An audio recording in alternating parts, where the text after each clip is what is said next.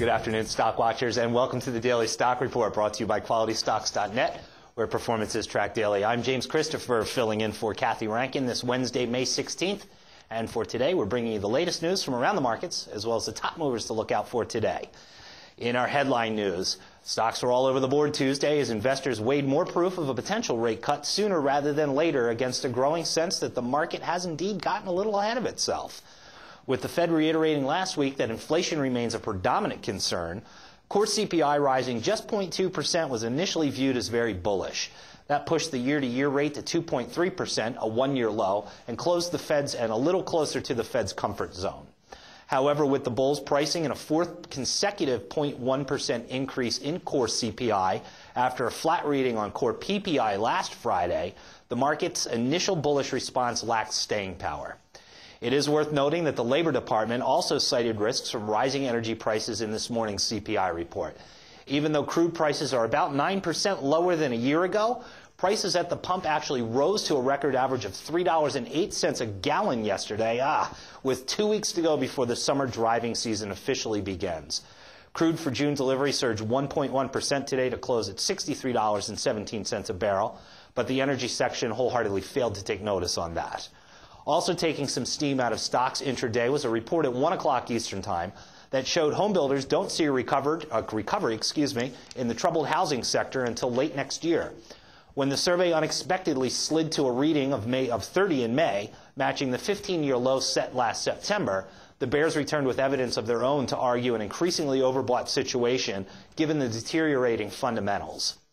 Of the 5 economic sectors trading higher yesterday, materials paced the way, but as the S&P 500's least influential sector, it wasn't surprising to see why its 1% advance had little impact on the broader market. Fertilizers and agricultural chemicals was indeed today's best performing S&P industry groups, and the absence of upside leadership from 4 of the S&P's 5 most heavily weighted sectors, though, contributed to the bulls' struggles to keep anything except for the Dow finishing a little bit lower today. The Dow closed in record territory despite disappointing earnings results from 2 of its components. And now for our small cap news, brought to you by Compress Technologies Incorporated. Compress Technologies is a Nevada-based technology company who has garnered a group of patented and protected core technology solutions designed to greatly improve the effectiveness of bandwidth and network topographies for the cable TV, FM SCA radio, satellite, and wireless industries. Booty Beer Corporation announced recently that the company has filed an amendment to the company's Articles of Incorporation to change the company's name to TMT Capital Corporation. Booty Beer Corporation will indeed continue to operate as the first operating subsidiary of TMT Capital. Tank Sports announced today an update recently on the integration process of the company's post-acquisition of Red Cat Motors. Red Cat Motors is an importer and distributor of off-road power sports products from China. The company has 5 regional warehouse locations and a dealership network of over 300 dealers.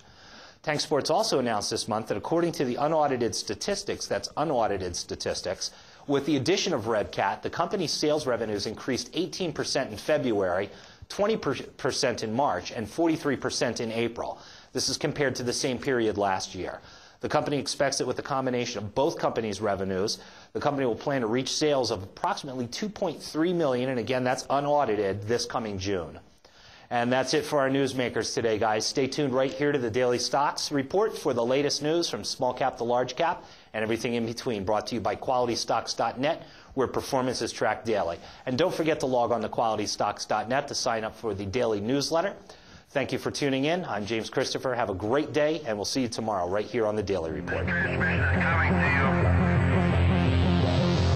You've got it.